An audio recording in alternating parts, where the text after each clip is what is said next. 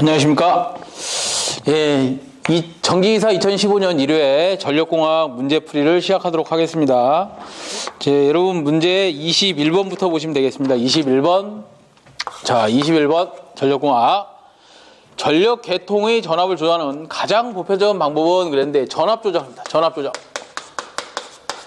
자, 전압을 조절하는 방법은 여러 가지가 있습니다만 그 중에서도 전압을 직접 조정하는 방법이 있고요. 전압을 간접적으로 조정하는 방법이 있습니다. 전압을 직접 조정할 수 있는 방법은 전압의 건수비를 변환해주는 탭을 변환해주는 탭 변환해서 전압을 변환해주는 방법이 있고요.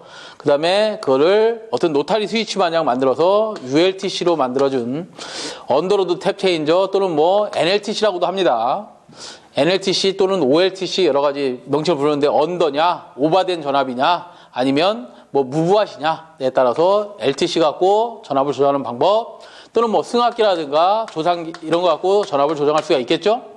그 다음에 간접으로 조정하는 방법은 전압을 직접 조정하는 것이 아니라 역류를 조정합니다. 무효분을 조정합니다.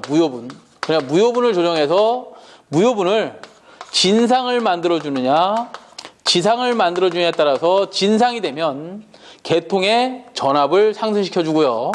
그 다음에 지상 운전한다, 무효자로 지상 운전한다 그러면 전압을 강화시키는 이런 역할을 해주는 게 전압 조정하는 방법입니다. 자, 문제를 다시 보면 전력계통의 전압을 조절하는 가장 보편적인 방법 1번부터 보시면 발전기 유효전력, 2번 유효전력, 3번 주파수 조정. 이 주파수 조정하는 것은 유효전력을 조정하면 주파수가 변합니다. 주파수를 변환시키면 유효전력이 변합니다. 이것은 전력에 관한 거고 주파수에 관한 거고요. 전압을 조정하려면 어떻게 된다? QV 컨트롤을 합니다. 그러니까 전압을 조정하려면 무효전력을 조정하면 됩니다. 무효전력을 조정하는 방법이 뭐가 있다고요? 이렇게 진상을 만들어주든 지상을 만들어주든 하면 됩니다. 진상을 만드는 방법이 뭐가 있어요? 콘덴서를 투입하면 될 것이고 지상으로 해주려면 어떻게 하면 돼요? 리액터를 넣어주면 되겠죠. 블로 리액터 등등 이런 것을 넣어주면 지상 운전이 되는 거죠. 조상기 가지고 할 때는 어떻게 돼? 조상기? 동기조상기 가지고 할 때는 진상 운전하면 무효분이 콘덴서 역할을 해주는 거고 지상 운전하면 리액터 역할을 해주는 거죠. 이런 것들 갖고 무효분을 조정해서 전압을 조정한다. 그래서 답이 4번이 되겠습니다. 자, 22번 보시면 삼상송전선로의 각상의 대지 정전 용량을 CA12CC라고 할 때 중성점, 비접지시 중성점과 대지 간의 전압을 물어봤습니다. 단 2는 상전압이다 그랬어요. 자, 이렇게 선로가 있고 여기 선로가 길게 설치가 되어 있다면 A상, B상, C상에 A상, B상, C상이라고 되어 있나요? A상, B상, C상에 전하가 정전 용량이 이렇게 대지와의 정전 용량이 충전이 될 겁니다. 걔를 CA, CB, CC라고 했어요. 이렇게 해놓고 이 중성점을 접지하지 않았답니다. 접지하지 않고 연가를 실시하지 않았어요. 예를 들어서 연가를 실시하는 이유가 뭐예요? 선로 정수를 평행하게 해서 선로 정수가 불평형하다면 각상의 정전 용량이 다 틀려질 겁니다. 그죠? 각상의 정전 용량이 틀리다는 얘기는 이 중성점에 전압이 나타나더라 이 말이에요. 걔를 우리가 잔류전압이라고 합니다. 그 잔류하는 전압을 구해봐라 이건데 잔류전압을 구할 땐 이렇게 구합니다. A상에 흐르는 전류 플러스 B상에 흐르는 전류 플러스 C상에 흐르는 전류가 0이 되지 않은 거죠. 0이 되지 않은 겁니다. 자, 이렇게 구해야 되는데 이 IA를 구할 때는 어떻게 구하느냐? A상에 흐르는 전류 구할 때는 XC분의 2로 다 구하는데 2가 자기 상의 전압도 있지만 잔류전압이 플러스 된다 이 말이죠. 2에 N이라고 했나요? 이렇게 플러스 되는 전압이 뜰 것이다. 요거 플러스 B 것도 마찬가지, C 것도 마찬가지 이렇게 발생을 하더라. 그럼 얘를 다시 한번 계산해 보면 얘는 어떻게 된다? 오메가 C분의 1분의 2A 플러스 2N이다. 얘를 다시 쓰면 플러스 얘 플러스 돼서 결국 나중에 어떻게 되느냐? 얘는 오메가 C에다가 2A 플러스 2N 플러스 오메가 CB에다가 2A 플러스 2B네요. 2B 플러스 2N에다가 등등등등 계산을 쭉 했더니 쭉 해서 뭐를 구했느냐? 중성점에 뜨는 전압을 계산을 해봤습니다. 요거를 따로 이쪽으로 한쪽으로 넘겨서 서로 구해보면 얘가 어떻게 나오다? 이렇게 나온다 이 말이에요. CA 플러스 CB 플러스 CC분의 루트 CA의 CA 마이너스 CB 플러스 CB의 CB 마이너스 CC 플러스 CC의 CC 마이너스 CA 곱하기 상전합 대전합 2가 이렇게 곱해지더라. 왜 이 과정을 안 해주냐? 문제풀이 시간에 이걸 다 하기가 곤란합니다. 시험장에 가셔도 이걸 할 게 아니라 어떻게 하라고? 이 식을 외워두셨다가 중성점의 잔류전압을 구해봐라. 그러면 잔류전압을 이렇게 구하시면 된다 이 말이에요. 그래서 각상의 작용전정량 그 다음에 각상의 작용전정량에서 빼주고 대지전압을 곱해주시면 될 것이다. 이렇게 돼 있는 게 답이 몇 번에 있어요? 3번에 답이 있습니다. 공식을 좀 반드시 외워두셔야 되고요. 자, 그 다음 23번으로 가겠습니다. 23번은 송전계통의 안정도를 향상시키는 방법이 아닌 것은 그랬습니다. 안정도란 이런 거라 그랬죠. 발전기가 있습니다. 발전기가 있고요. 여기에 부하가 있습니다. 부하가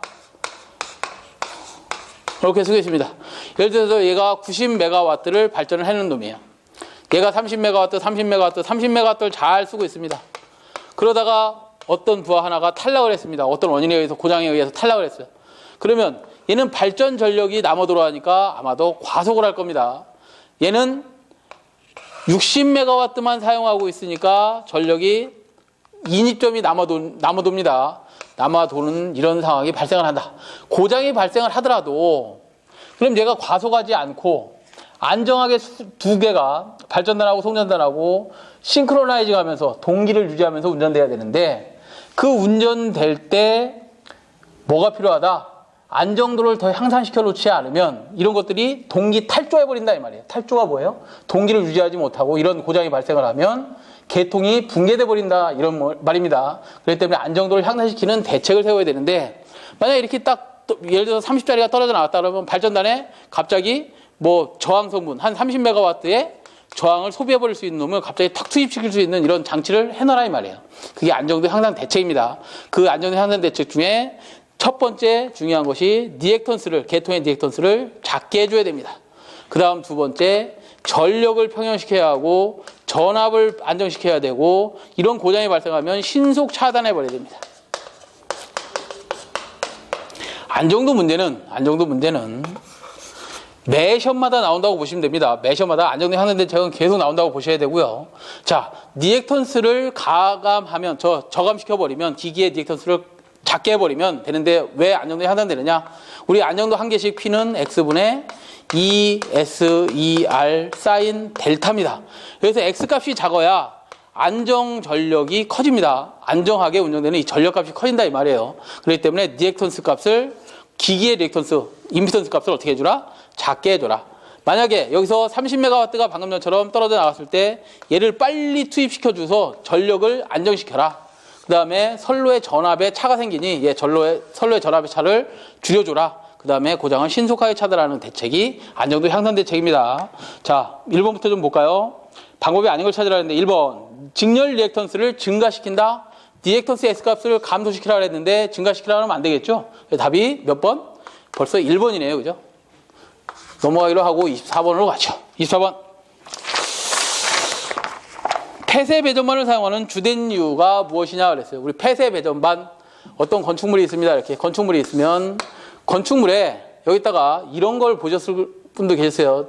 전주를 이렇게 설치해 놓고 바깥에 한전 전주회로부터 전원을 끌고 들어와서 변압기 올리고 그 다음에 여기다가 뭐 스위치들 여기다 이렇게 달아주고 이런 것들을 그냥 이렇게 오픈형으로 할 거냐, 오픈되어 있는 형태로 할 거냐, 아니면 한전 전주로부터 전선을 끌고 들어와서 실내에다가 이렇게 분전반을 넣어놓고 이 안에다가 TR 넣어놓고 이 안에다가 스위치 같은 거 넣어놓고 이렇게 할 거냐, 이런 폐쇄 배전반을 사용하는 이유가 뭐냐 이거야. 이거는 사람이 접촉했을 때 고압기기 충전부가 다 노출이 돼 있잖아요. 그죠? 이렇게 충전부가 노출이 돼 있습니다. 그 노출돼 있으면 사람이 접촉했을 때 위험을 가하겠죠. 그렇기 때문에 이렇게 폐쇄 배전반을 사용하면 안전하게 될 겁니다. 그래서 2번에 보시면 이렇게 돼 있네. 답이 이번에 사람에 대한 안전을 확보하기 위해서 이렇게 폐쇄 배전반을 사용하는 것입니다. 그랬어요.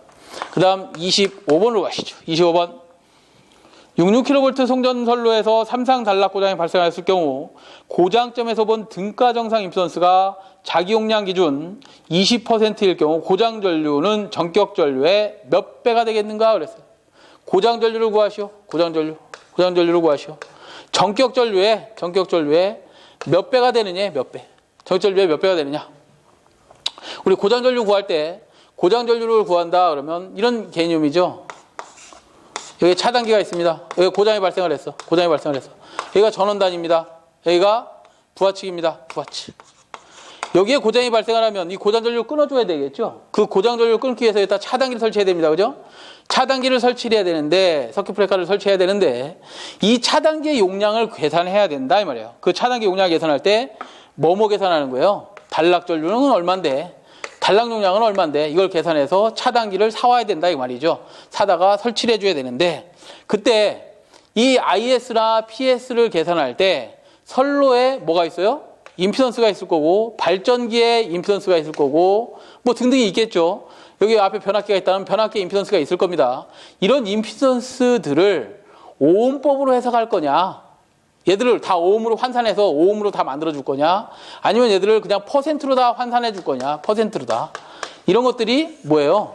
퍼센트법, 오음법이죠. 그 퍼센트법, 오음법을 적용할 텐데, 여기에는 퍼센트로 줬잖아요. 그죠? 기준으로 20%의 고장전류. 그랬으니까 뭐예요? 퍼센트법에 의해서 단락전류 IS를 구해보면 얘는 어떻게 되죠? 퍼센트 Z분의 100의 IN이었고, 여기다가 앞에다가 루트 3 VIS, 뒤에다가 IN은 루트 3 VIN을 곱해주면 결국 얘가 뭐가 되는 거야? PS는 퍼센트 Z분의 100의 PN이 됩니다. 그죠? 결국 뭘 물어보는 거야? 고장전류에 대한 정전류의 B는, 단락 용량에 대한 전격 용량의 B는 물어봤죠? 얘가 얼마예요? 20% 넣어주면 20분의 100이니까 몇 배가 되는 거예요? 5배가 되겠죠, 5배. 이렇게 구하셔라 이 말입니다. 그래서 답이 몇 번에 있어요? 3번에 답이 있네요, 3번. 자, 26번 갈까요? 26번. 망상배전 방식에서, 망상배전 옆에 뭐라고 되어 있어요? 가로 열고, 네트워크망이다, 네트워크. 우리나라 배전선로는 대개가 뭐로 되어 있어요? 수지상식으로 되어 있죠, 수지상식. 26번. 수지상식이 뭐예요? 전원단이 있습니다. 전원단에서 전선을 끌고 와서, 급전선이라고 그러지? 급전선을 끌고 와서 간선을 설치한 다음, 간선에서부터 어떻게 해줘요, 대개? 분기선 만들어서 부하에 전원 주고, 이런 식으로 대개가 돼 있죠? 이거는 가장 저렴합니다. 공사비가 저렴하죠? 전압 강화도 많이 생기고, 여기에 고장이 하나 발생을 하면, 여기 차단기 하나 달아놨다면, 여기 다 끊어줘야 되기 때문에, 이런 데가 다 나간다, 이 말이에요. 다 부하가, 무정전 공급이 불가능해, 이거는. 무정전이 불가능하다. 그렇지만, 얘를 개선해서 만든 게 뭐예요? 네트워크 방식이다. 뭐냐? 이렇게 네트워크를 짭니다. 전원단이 양쪽에 있다면, 전원을 주고, 네트워크망을 계속 구성해버려요. 네트워크망을 구성하고, 또 여기다 전원 주고, 네트워크망을 계속 구성해 놓습니다. 그럼 여기다 부하가 생겼다 그러면 부하를 전원 주고, 여기서 부하 생겼습니다 그러면 부하 이렇게 끌어주고, 부하 생겼습니다 그러면 부하 끌어주고, 이렇게 하면 돼요. 그래, 이런 것들은 무정전 공급이 가능하죠. 무정전으로 가능하다. 단점이 뭐겠어요? 공사비가 대단히 많이 들어가고, 여기가 고장나서 수리하고 있는데 이쪽에서 전원 살려버리면 감전당할 수 있잖아요. 이런 위험성이 커집니다. 물론 장점도 있지만 단점도 있다. 그렇지만 지금은 이렇게 가는 게 맞겠죠. 왜? 당연히 무정전 공급해야 되니까 이렇게 가는 게 맞습니다만, 아직까지는 우리나라는 뭐 이 정도 설치했기는 못하고 있더라. 그리고 봐두시고, 자, 문제로 들어가면, 망상배전 방식의 장점이 아닌 것은 그랬는데, 1번, 전압 변동이 적다. 예, 망상은 전압 변동이 적습니다. 왜? 전압 변동이라는 것은, 전압 강화는 선로가 갖고 있는 임피던스에 부하 전류가 곱해져서, 부하 전류를 많이 쓰면 전압 강화가 커지는 거죠. 자, 이렇게 되는데, 얘는 뭐예요? 전원이 계속 같이 연결이 되어 있기 때문에 전압가도 작습니다. 전압 변동이 적습니다. 죄송합니다. 두 번째, 인축의 접지 사고가 적어진다. 인축의 접지 사고는 당연히 많아지는 거죠. 망상 방식에서는. 답이 일단 2번이 되겠네, 2번. 그리고 보시고요. 27번. 장단점을 잘 비교해 보시기 바라겠고요. 27번. 조합수조의 설치 목적은 그랬습니다. 조합수조. 조합수조가 뭔지부터 알아봐야 되겠죠? 자, 우리나라 이제 팔당 변전소가 있습니다. 발전소죠, 발전소. 팔당 이렇게 물을 가둬놨습니다. 물을 가둬놓고 여기다가 수로를 쫙 끌고 와서 터빈을 달고 터빈에 방수로를 이렇게 만들어 놓고 예를 들어서 물을 여기서부터 이제 낙차를 쭉 시킵니다. 그럼 물이 이렇게 들어와서 물이 여기 낙차가 있으니까 높이가 있으니까 터빈 날개를 돌리고 터빈 축에다가 발전기를 이렇게 달아놓으면 발전이 되겠죠. 그리고 여기서 삼상전력에 이렇게 출력이 나갈 겁니다. 나가고 있는데 어느 순간 부하를 확 끊어버렸어. 부하를 끊으면 이 터빈도 정지를 해야 될 거 아니에요. 터빈을 정지시키기 위해서 어떻게 여기 안대 날개를 확 닫아버립니다. 닫으면 물이 잘 내려가다 말고 갑자기 탁 문이 닫혀버렸으니까 물이 거꾸로 역류를 합니다. 역류하는데 얌전히 올라가는 게 아니라 어떻게 한다고? 수압관을 막 때립니다. 왜 때리는 거예요? 얘를 무슨 작용이라 한다? 수압관을 타격하는 얘가 워터 해머링 작용이라 합니다. 워터 해머. 해머가 뭐야? 망치. 물이 망치 역할을 해서 얘들을 계속 때리고 올라갑니다.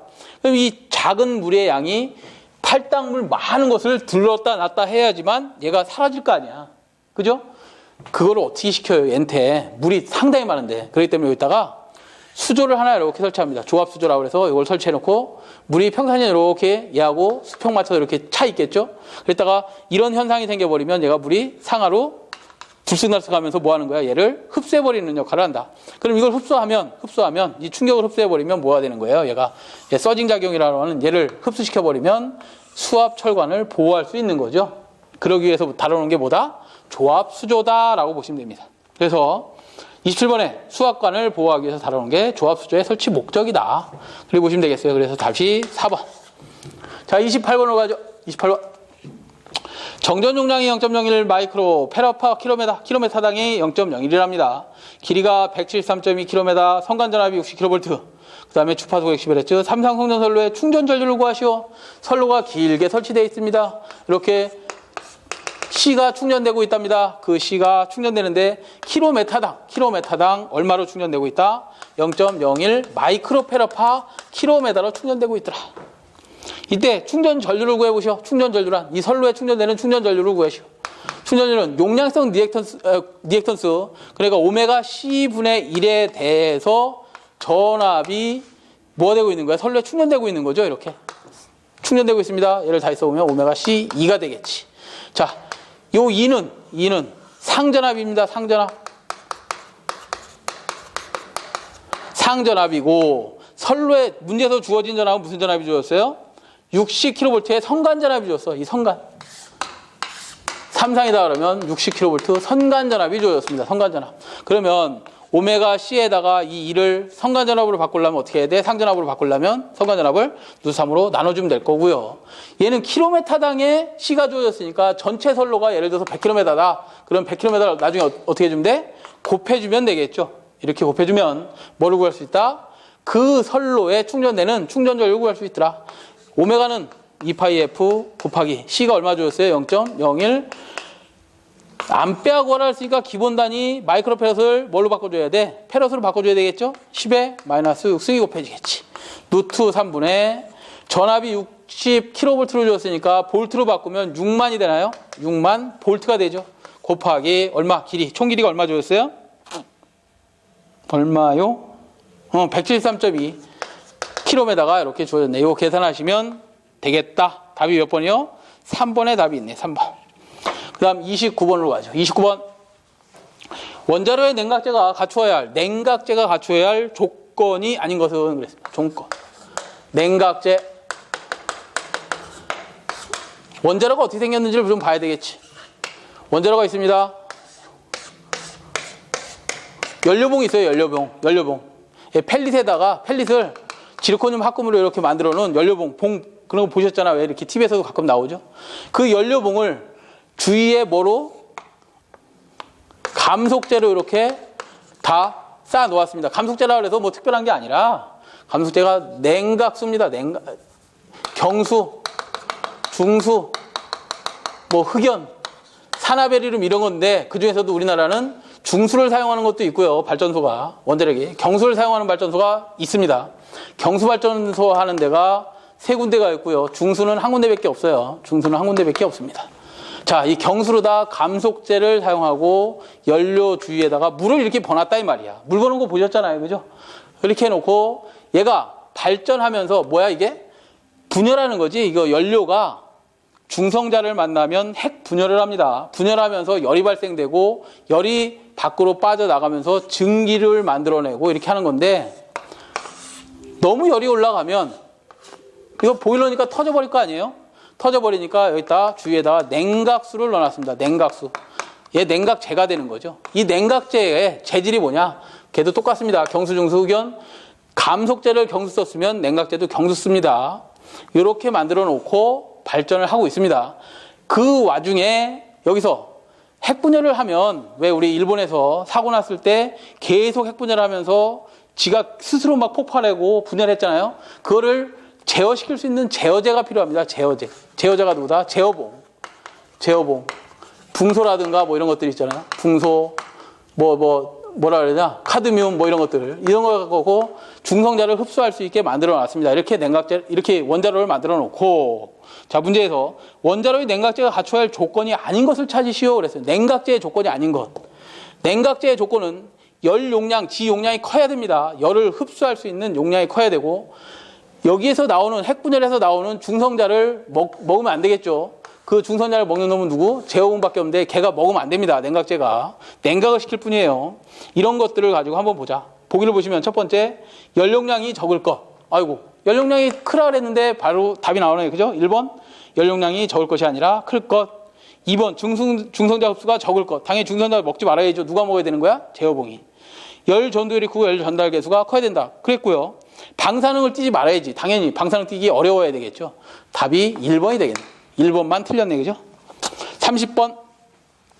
접지봉으로 탁각의 접지장을 희망하는 접지장 값까지 줄일 수 없을 때 사용하는 것은 뭐냐 그랬는데요. 우리 철탑 같은 것을 설치하고 나면 송전계통에 철탑을 설치하고 나면요. 자, 뇌가 칠 수도 있고요. 뭐 그렇기 때문에 당연히 여기에 접지봉을 박습니다. 이렇게 접지봉을 박아서 접지장 값을 일종 접지다 그러면 얼마? 15옴 미만으로 떨어뜨려야 됩니다. 그죠? 근데 15옴 미만이 안 되고 이렇게 커졌다. R값이 대지의 고유 저항이 크다. 저항 R값이 크다라면 뇌가 쳤을 때 그 뇌가 어떻게 대지로 다 방전하지 못하고 그 점의 전위가 확 상승돼 버립니다. 전위가 상승된다는 얘기는 여기 철탑이 있다면 철탑에 애자 달아놓고 전선을 이렇게 가설해놨을 때 거꾸로 이렇게 고장전류가 이렇게 치고 들어간다 이 말이에요. 원리 전선으로. 이렇게 되면 안 되겠죠. 그래서 접지저항 값을 최대한 낮춰야 되는데 이게 만약에 접지봉 갖고 접지저항 값이 낮아지지 않는다면 어떻게 하라는 거야? 전선 깔아서 어떻게 하라는 거예요? 더 길게 접지하라는 거죠. 얘를 뭐라고 하느냐 이거야. 얘를 매설지선이라고 합니다. 이렇게 해주지 않으면 이렇게 해줄 때 전위가 떨어지는 것이고 이렇게 해주지 않는다면 전위가 상승돼서 고장전류가 거꾸로 원리 전선으로 파급되는 역플래시 오버라 해서 역섬락을 일으킵니다. 그렇기 때문에 매설지선을 설치해줘야 된다. 그런 문제고요. 31번으로 가죠. 임피던스가 Z1, Z2, Z2 및 3다. 그림과 같이 접속한 선로에 A에서 전압 하이가 진행해 왔을 때 접속점 B에서 접속점 B 이렇게 되어 있네 그림이. 그죠? 여기가 A에서 이상한 전압이 치고 들어왔답니다. 걔를 2합니다. B점에서 접속점에서 무반사되기 위한 조건. 무반사되기 위한 조건. 요게 선로가 있고 이렇게 선로가 두 개 병렬로 다 돼 있는데 무슨 소리냐? 가공선로에 이렇게 내가 친 거예요. 얘를 가공선로가 갖고 있는 선로의 임피던스를 Z2 아니라고 하고 여기 케이블이라고 하면 그 케이블이 갖고 있는 임피던스를 병렬로 되어 있는데 얘가 Z2, 얘가 Z3랍니다. 이렇게 됐을 때 내가 치고 들어오면 일부는 투과하고 일부는 뭐 하죠? 반사해버립니다. 뇌서지가. 자, 서지가 일부는 반사, 일부는 투과하는데 무반사 조건이라는 얘기는 뭐야? 이 반사치가 없어야 된다는 얘기죠. 반사치가 없으려면 얘네들 임피던스하고 얘들 임피던스하고 뭐 할 때 같으면 무반사돼요. 무반사되니까 그 결국 식을 세우라는 거네. Z1은 얘들 합성한 거하고 같으면 된다는 거네. 얘들은 병렬로 되어 있으니까 어떻게 해요? Z2분의 1 플러스 Z 3분의 1분의 1이다. 이 답을 찾으시면 되는 거죠. 답 없죠? 어떻게 하면 돼? 요거하고 자리만 바꾸면 되네. 다시 자리를 바꿔보면 어떻게 되는 거야? Z2분의 1 플러스 Z3분의 1은 Z1분의 1이 되는 거죠. 이 답은 있잖아요. 그죠? 몇 번에 있어요? 3번에 있다. 무반사 조건을 찾으시오. 이쪽의 임피던스와 이쪽의 임피던스가 같을 때 변이점에서 반사하지 않고 전부 다 투과해버리는 무반사 조건이 된다. 그랬고요. 32번. 다중접지 3상4선식 배전솔로에서 고압 중성선과 저압 중성선을 전기적으로 연결하는 목적이 뭐냐 그랬어요. 자, 3상4선식 다중접지라 그랬으니까 전주가 이렇게 쭉 있으면 여러분도 아시겠지만 여기에 행거를 걸어놓고 완금이라 그러죠. R상, S상, T상 이렇게 갑니다. RS, T상이 갔어요. 3상 4선식이라 그랬으니까 중성선을 어떻게 해? 요 가운데 보시면 이렇게 중성선이 하나 지나갈 겁니다. 얘 중성선을 전부 다 전주마다 뭐 해놨어? 접지해놨습니다. 이렇게 3상 4선식 다중접지 다다익선 계속 접지해놨다. 다중접지를 이렇게 해놨어요. 여기서 우리가 전원을 받아서 수용가에 이렇게 TR을 설치했습니다. TR 2차 측을 Y결선했다고 할까요? 중성점을 접지해놨답니다. 이렇게 접지한 이유가 뭐냐? 이유가 뭐냐요? 만약에 1차 측에 어떤 고장이 발생해서 딱 지락이 발생을 하면 이렇게 발생을 하면 얘하고 뭐가 되는 거지? 묶이는 상태가 되나요? 묶인 걸 왜 묶여놓느냐 이 말이야. 묶어놓은 이유가 뭐냐? 정기적으로 연결해놓은 이유는 딱 하나. 얘가 고저압이 혼적되거나 마찬가지죠. 이렇게 혼적됐을 때 2차 측 뭐 하려고? 전위 상승 방지하려고 몇 종 접지예요? 방지. 몇 종 접지에? 2종 접지 하잖아. 그죠? 그에 대해서 얘기하는 겁니다. 결국 2차 측의 전위 상승을 방지하기 위해서 2종 접지하는 것이다. 답이 몇 번에 있어요? 4번에 있네. 4번. 중요한 문제입니다. 설비라 그래야 하나요? 법규 시간인가요? 설비 시간에 한 번 더 할 것 같고요. 자, 그 다음 33번으로 가시죠. 33번. 선로 고장 발생 시 고장 전류를 차단할 수 없어 니크로조와 같이 차단 기능이 있는 후비 보호 장치와 직렬로 설치되어야 하는 장치는 그랬는데 문제들이 조금 이상하게 냅니다. 배전선로면 배전선로라고 정확히 해줘야 되는데 자, 이렇게 배전선로가 있답니다. 이렇게 있고 배전선로에 보면 이게 변전소죠. 서브스테이션. 이 변전소에 보면 모선이라는 게 있어요. 모선. 왜? 이게 변압기라면 전원을 한 군데만 주는 게 아니라 뭐 이렇게도 끌고 갈 수 있고 여기 수원이다. 이쪽은 서울 쪽이다. 그럼 이렇게 끌고 나갈 수 있는 거 아니에요? 이 모선이 필요합니다. 그게 변전선에 있다 이 말이죠. 거기서부터 얘를 보호하려고 이 선로를 보호하려고 차단기를 달아야 되는데 그 차단기가 니크로자라는 게 있고요. 그 다음에 섹셔널 라이저를 설치합니다. 그 다음에 여기에 말단 전주에 와서 COS 달아주죠. COS. 한전 뭐예요? 하고 수용가 하고의 책임 분계점을 이렇게 달아서 수용가를 전원을 공급해 주는 겁니다. 근데 여기에서 어떤 고장이 발생했다고 하자. 한번 지락 고장이 발생을 했습니다. 지락 고장이 발생을 하면 이 섹셔널 라이저는 어떻게 동작하느냐? 이렇게 합니다. 고장이 발생했네. 그러고 지가 선로를 오픈해 버립니다. 이렇게 오픈 열어버립니다. 선로를 오픈해. 그러다가 잠시 있다가 다시 닫습니다. 근데 고장이 지속되고 있어요. 그러면 다시 선로를 또 오픈합니다. 그랬다가 다시 또 닫습니다. 고장이 아직도 지속되고 있다 그러면 이거 내 능력 밖인데 내가 차단할 수 없는 놈인데 그러고 얘한테 신호를 줍니다. 야, 나 섹셔널 라이저야. 너 니크로죠? 나 차단 능력 없으니까 이 선로 고장 계속 되고 있으니까 너 이거 선로 좀 끊어줄래? 그러고 얘를 차단 명령을 내립니다. 얘한테. 그럼 얘가 차단기 역할을 합니다. 결국 얘는 차단 역할이 있다 없다? 차단 기능을 할 수 없고 얘가 차단 기능을 하더라 이 말이에요. 그래 이렇게 둘이가 서로 협조를 해야 됩니다. 보호 협조를 해야 되는데 문제 다시 볼까요? 선로 고장 발생 시 고장 전류를 차단할 수 없어. 니크로조와 같이 차단 기능이 있는 후비보 장치와 직렬로 설치해야 되는 게 뭐라 그랬어요? 얘가 섹셔널 라이저다 이 말이에요. 그래서 답이 몇 번? 4번에 있습니다. 4번. 나 누군데? 나 차단 기능 없는 놈 나 누군데? 섹셔널 라이저다. 34번. 퍼센트 임피던스에 대한 설명으로 틀린 것을 찾으시오 그랬어요. 퍼센트 임피던스. 다시 한번 말씀드리지만 선로가 있고 여기에 발전기가 있고 변압기가 있고 그 다음에 여기다 차단기를 설치해야 됩니다. 이 차단기 용량 결정하는 식이 PS는 퍼센트 Z분의 100의 PN 또는 IS 단락 전류를 계산하는 식은 퍼센트 Z분의 100의 IN이라고 말씀을 드렸어요. 이 퍼센트 임피던스, 얘 퍼센트로 다 여기다 계산할 수 있는 방식이 있고요. 만약에 여기서 단락 전류를 구하라 그랬는데 단락 전류를 구하라 그랬는데 얘를 Z분의 2르다 이렇게 계산하는 식을 보셨을 거야. 얘는 암페어로 이렇게 계산이 됩니다. 얘는 단위가 옴이에요. 얘는 퍼센트지만 얘는 옴입니다. 그럼 이거는 뭐라 그래? 얘를 옴으로 다 여기에 임피던스, 여기에 임피던스 TR, 선로의 임피던스를 다 무슨 법으로 바꿔준 거예요? 옴으로 다 환산시켜 준 거지? 옴으로 환산시킬 거냐? 아니면 얘들을 퍼센트로 다 환산시킬 거냐? 퍼센트로 다 환산시킬 거냐? 이렇게 정하는 것이 퍼센트법, 오음법입니다. 그러면 고장전류 계산할 때 어떻게 하죠? 여기에 고장전류는 IS를 계산하라 그러면 퍼센트 Z를 얘들을 다 합성합니다. 퍼센트 Z를 토탈 낸 다음 100의 IN으로 계산하시면 되는데 이 퍼센트를 환산할 때 퍼센트법을 쓸 거냐, 오음법을 쓸 거냐? 그 퍼센트법에 여기서는 설명을 했는데 틀린 것을 찾으시오. 1번부터 보시면 퍼센트는 단위를 갖지 않는다. 당연히 몇 퍼센트니까 얘는 단위가 아니죠. 비율이죠. 1번은 아니고요. 2번 절대량이 아닌 기준량에 대한 비를 나타낸 것이다. 기준량을 어떤 기준을 정한 다음 퍼센트로 다 환산한다 그랬어요. 그래서 기준량을 정한 것이다. 맞고요. 그 다음에 세 번째 기기 용량의 크기와 관계없이 일정한 범위 안에 들어가더라.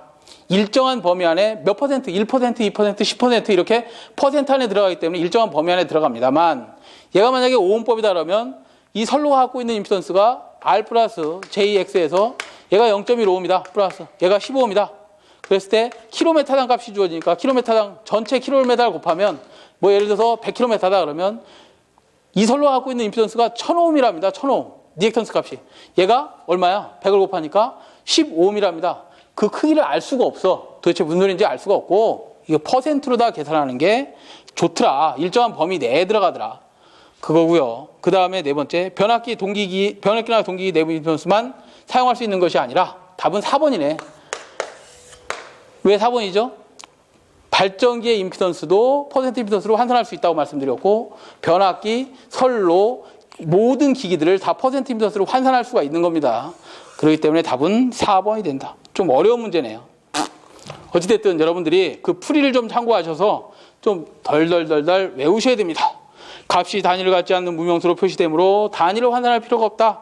절대량이 아닌 기준량에 대한 비를 나타내는 방법이다. 그 다음 기기 용량의 대소에 관계없이 그 값이 일정한 범위 내에 들어간다. 변압기, 동기기 등의 내부 임피던스와 전선로 퍼센트 임피던스법으로 나타내는 값들이다 그랬어요. 참고하시고요. 35번으로 가시죠. 송전단 전압이 66kV, 수전단 전압이 60kV, 송전선로의 수전단의 부하를 끊을 경우에 수전단 전압이 63kV가 되었다면 전압 변동률을 구하시오. 자, 송전단이 있답니다. 그로부터 우리 수용가가 있어요. 수용가 변압기 니시브 전압이라고 할게요. 송전단의 전압 VS라고 할게요. 소스 전압. 그 다음에 여기서 부하를 씁니다. 우리 수용가에서 부하를 쓸 때 전부하로 걸었을 때가 있고 부하를 다 끊어버렸을 때가 있답니다. 그러면 만약에 우리 수용가에서 전부하로 쓰면 전압이 약간은 좀 작아지겠죠. 걔가 얼마라는 거야? 수전단 전압 걔가 60kV랍니다. 전부하로 썼을 때. 부하를 다 끊어버리면 전압이 약간 상승하겠죠. 그죠? 전압이 약간 상승합니다. 그 전압을 우리가 무부하 전압이라고 하자. 그럼 60kV보다는 약간 커지겠죠. 걔가 얼마예요? 여기서는 얼마로 주었어? 무부하 전압이 얼마예요? 수전단 부하를 끊었을 때 63kV로 주었네. 그죠? 63kV를 이렇게 주었습니다. 그러면 전압 변동을 한번 구해보자. 전압 변동. 전압 변동은 얼마가 되는 거야? 전압 변동은. 전압의 변동은 얼마가 되는 거야? 무부하 전압에서 정전압 빼버리면 3kV가 전압 변동이 생긴 거잖아요. 그죠?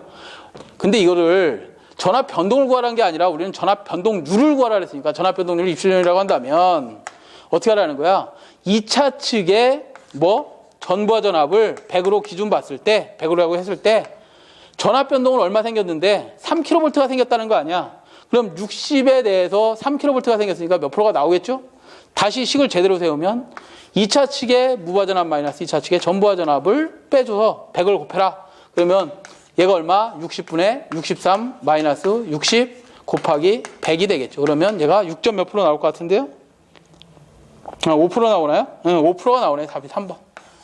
전압 강화율을 구하시오. 그러면 전압 강화를 뭘로? 전압 강화 1을 뭘로 나누라는 거예요? 얘 기준. 우리가 기준 수전단 전압을 100으로 했을 때 송전단 전압 마이너스 수전단 전압이니까 얘를 강화율이라고 한다면 얘는 어떻게 구하겠어? 만약에 얘를 구하라 그러면 얘가 60kV를 기준으로 해서 얘를 100%로 한다면 송전단 전압이 66kV였으니까 마이너스 60 곱하기 하면 얘가 얼마 나오겠죠? 변동률을 구하라는 거냐? 아니 강화율을 구하는 거냐? 변동률을 구하는 거냐? 정확히 보시고요. 자, 그 다음에 36번. 피레기의 직렬계율의 작용으로 옳지 않은 것은? 옳은 것은 자, 피레기라는 것은 어디다 설치해 주죠? 우리 외부에서 들어오는 철탑이 있다고 하죠. 뭐 전주가 됐든 철탑이 됐든 이렇게 있으면 이 철탑이나 전주를 통해서 변압기에다가 선로를 이렇게 공급해주고 그 변압기 자측에 뭐 달아주는 거야? 푸아 달아주는 거 아니에요? 근데 고장 전류가 바로 변압기로 들어가면 변압기가 저렴 파괴될 거 아닙니까? 이상한 전압, 큰 전압이 들어가면 얘가 예를 들어서 지가 견딜 수 있는 비를 얘가 예를 들어서 뭐 한 500인데 여기서 600짜리가 쳤다. 그러면 얘는 바로 저렴 파괴될 거 아니야. 그렇기 때문에 앞에다가 뭘 달아준다? 피레기를 달아주는데 피레기를 이렇게 달아준답니다. LA를 달아주고 특성 요소가 또 있겠죠. 직렬 갭이 있고 특성 요소가 이렇게 있습니다. 이게 하나의 피레기입니다. 이 직렬 갭이 하는 역할이 뭐냐요? 1번부터 보면 이상전압의 진행파를 증가시킨다. 2번 상행주파수의 전류를 방전시킨다. 3번 있네요. 3번.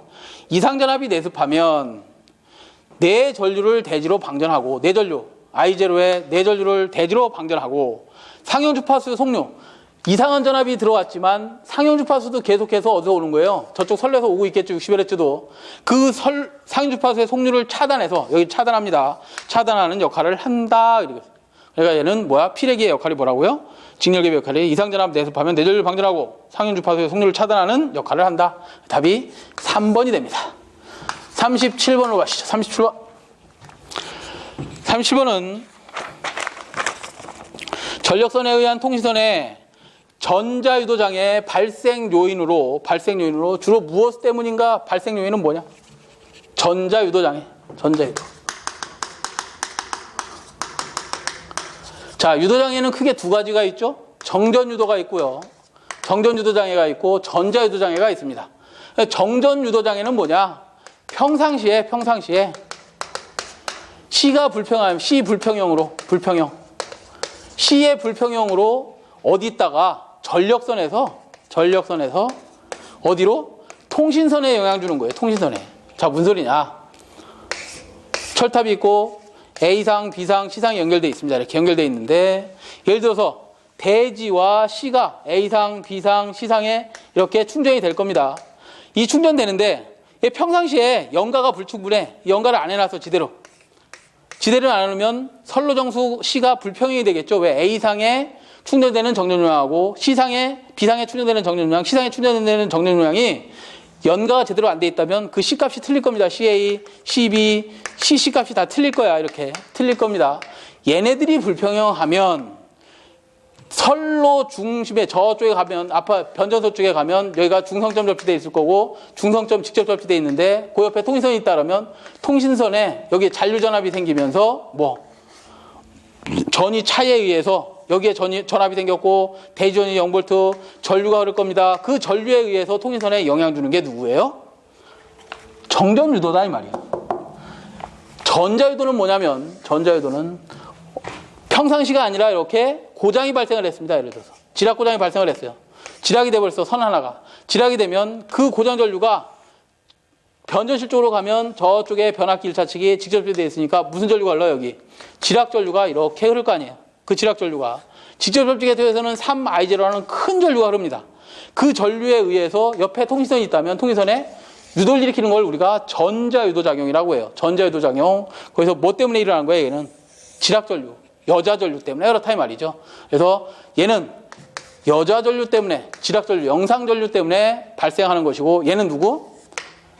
치의 불평에 의해서 일어나는 것이다. 그래서 전자유도에 대해서 물어봤으니까 전자유도는 뭐 때문에 의해서 영향받는 거라고요? 지락사고 시 영상전류 I0가 커지기 때문이다. 얼마? 3I0로 커지기 때문이다. 그랬어요. 그래서 답이 몇 번? 1번이고요. 자, 38번으로 가시죠. 역률 개선용 콘덴서를 부하와 같이 병렬로 연결하고자 한다. 부하와 같이. 그림은 없는데 부하 모다가 있습니다. 여기에 역률을 계산하려고 콘덴서를 이렇게 병렬로 연결했답니다. 델타 결선 방식과 Y 결선 방식을 비교하면 콘덴서의 정전 용량은 크기는 어떠한가 그랬어요. 자, 무슨 소리냐? 우리가 이걸 좀 잠깐 참고하세요. 단상 용량이다, 단상 전력이다 그러면 상전압에다가 뭐 곱하면 돼요? 전류 I 곱하면 되죠. 얘가 3상 전력으로 바꾸려면 어떻게 하면 되죠? 3개의 상의 전압과 전류를 곱해주면 되죠. 이렇게 하면 3에다가 곱하기 상전압을 성간전압으로 나누면 루트3의 V 곱하기 I일 것이다. 분모 분자에 루트3을 곱해보자. 그러면 루트3 3 주어지니까 결국 3상 전력은 어떻게 표현할 수 있어? 루트3 성간전압에다가 전류 I라고 표현할 수 있겠죠? 이거 똑같습니다. 정전 용량, 충전 용량은 단상이다. 하나의 것만 구해본다. 그러면 이게 3상으로, 이게 델타 결선이 안 돼 있고, 그냥 하나다. 그랬을 때 하나의 충전 용량을 구해보면 얘는 2에다가 전류 I가 곱해지는 것이다. 근데 얘는 충전 전류가 들어가겠죠. 충전돼야 되는 전류니까. 자, 이렇게 구해질 것이다. 얘를 3상으로 구해보자. 3상으로 구하면 얘는 3에다가 어떻게 구하면 되는 거예요? 2의 상전압에다가 충전 전류를 곱해주면 될 것이다. 근데 여기서 얘가 이렇게 됐답니다. 콘덴서를 이렇게 델타 결선할 것이냐 아니면 이렇게 Y 결선하면 어떻게 되는데? 그럼 델타하고 Y하고 비교를 해보자. 델타 3상일 때는 어떻게 되는 거야? 3에다가 델타 결선에서는 상전압이나 성간전압이나 같나요? 같다고 보면 얘는 V네. IC는 뭐예요? IC는 오메가 C2라고 배우셨어요. 그죠? 얘 상전압입니다.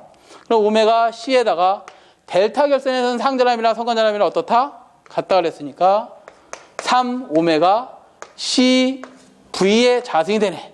됐어요? 만약에 얘가 Y 결선했다. 이렇게 Y 결선하면 3상 충전 용량을 구해보면 3에 2 IC에다가 IC가 얼마야? 오메가 C2다.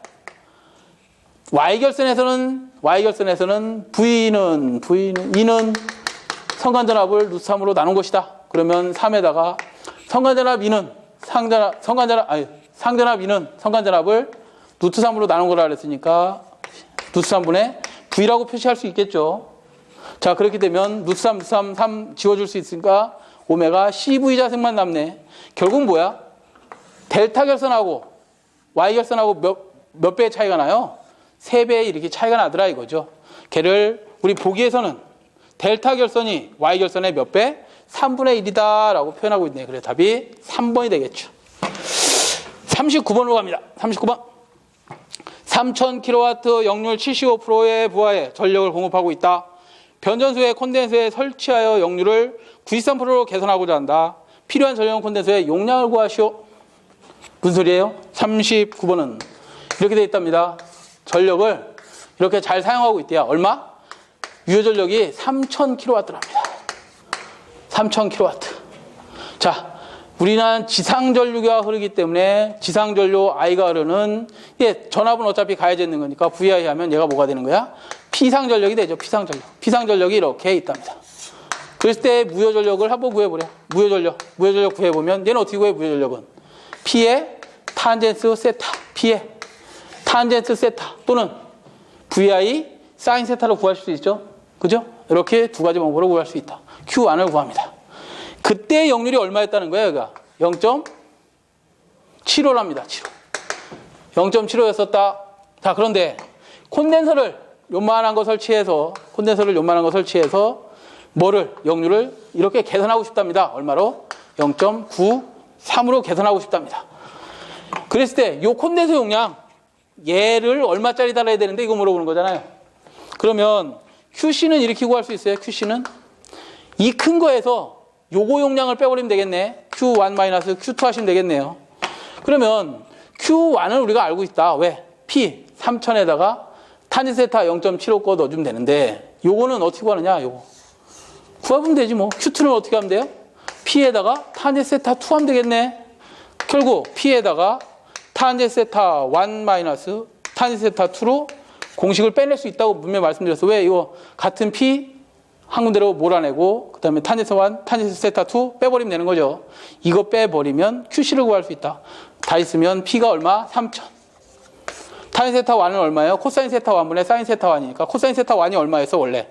0.75짜리를 사인 세타 1 마이너스 0.75의 자승 마이너스 0을 얼마로 계산했다? 코사인 세타 2가 0.93이다. 사인 세타 2는 얼마예요? 1 마이너스 0.93의 자승으로 빼버리시면 계산이 되더라. 걔가 얼마?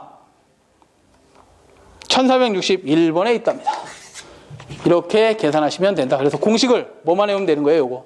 요거 하나만 외우시면 되는 거죠. 얘는 어떻게 써? P에다가 코사인 세타 1분의 사인 세타 1 마이너스 코사인 세타 2분의 사인 세타 2로 다 공식을 만들 수 있더라. 그랬고요. 40번. 배전계통에서 전력 콘덴서를 설치하는 목적으로 가장 타당한 것은 콘덴서를 달아주면 콘덴서를 역률을 계산하려고 콘덴서를 달아주면 뭐가 좋아지는데 효과가 크게 4가지가 있습니다. 첫 번째, 배전선 손실이 전력 손실이 되겠죠. 전력 손실이 저감이 되고요. 두 번째, 전압 강화가 전압은 강화되는 게 작아야 되겠죠. 강화가 저감됩니다. 그 다음에 세 번째, 전기 요금이 절감이 되고요. 그 다음에 네 번째, 그 강화된 만큼 손실을 없애준 만큼 설비의 여유가 증가합니다. 설비 여유가 증가를 하게 됩니다. 무슨 소리냐? 우리가 전력 손실만 한번 알아보면 전력 손실은 3 I 자승 R이었다. 3에다가 I는 누산 V 코사인 세타분의 P에 I의 자승이니까 자승 R이면 자승에 누삼 씌워주면 3이죠. 3 씌워주면 뭐만 남아 얘가? V 자승 코사인 자승 세타분의 P 자승 R이더라. 결국 뭐예요? 전력 손실은 전압의 자승에 반비례하고 전력 손실은 역률의 자승에 반비례하더라. 역률을 계산했더니 전력 손실이 어떻다?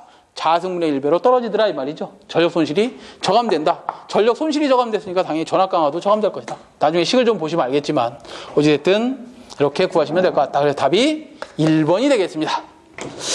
자, 이렇게 해서 2015년 1회 전력공학 문제풀이를 마치도록 하겠습니다. 수고하셨습니다.